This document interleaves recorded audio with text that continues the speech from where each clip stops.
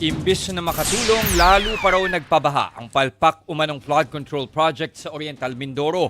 Tiniyak naman ng DPWH na mananagot ang contractor nito. Narito ang report ni Gerard de la Peña.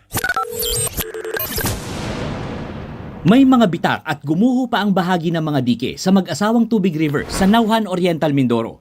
Personal na ininspeksyon ni Oriental Mindoro Governor Humerlito Dolor ang flood control project. At ayon sa gobernador, palpak at substandard ang pagkakagawa sa proyekto. Nagdulot pa raw ito ng sunod-sunod na pagbaha sa mga bayan ng Nauhan at Victoria. Nakarating sa DPWH ang mga hinaing sa mga proyekto na yan at tiniyak nilang mananagot ang kontraktor ng proyekto na New Big 4J Construction.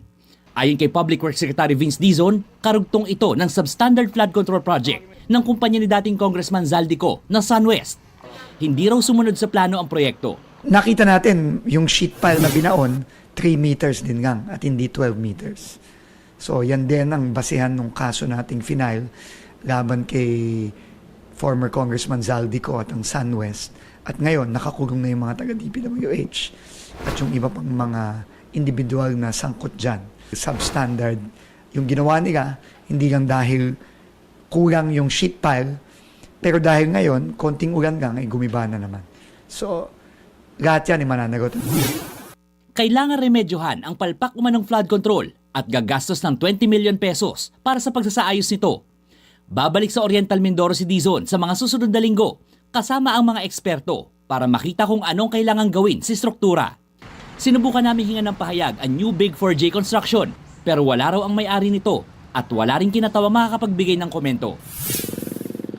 Habang gumugulong naman ang mga kaso ng mga sangkot sa mga maanumalyang flood control project, patuloy na inihahanda ang tinaguriang Supermax Prison Facility sa Sablayan Occidental, Mindoro. Kasamang ikukulong sa pasilidad na ito ang ilang sangkot sa flood control scandal. Sa panayam naman sa programang Morning Matter sa One News, sinabi ni Bureau of Corrections Chief Gregorio Catapang na magiging mas mahigpit ang seguridad para sa mga flood control suspect para hindi nila maimpluwensyahan ang mga jail guard, lalo pat high profile ang ilan sa mga suspect. So all the guards, the guards will be also equally guarded. Then by CCTV, by cameras, we'll make sure that the guards are not giving privileges. So, and then medyo sa looban ito, sa bundok ito. So it's quite far away from the population center. So they are really isolated, and just to make sure that no influence will be coming in. Kabilang sa mga ililipat sa Supermax facility ay yung mga masesentensyahan ng 3 taon at higit pa na pagkakakulong.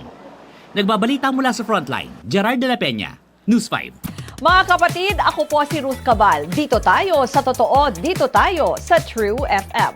Mag-follow at mag-subscribe din po kayo sa aming social media accounts at True Network PH. Diyan po yan sa aming X na dating Twitter, sa FB, sa Instagram, sa YouTube, sa TikTok at sa mga podcast. At syempre, tutok din po kayo sa Signal True TV Channel 19.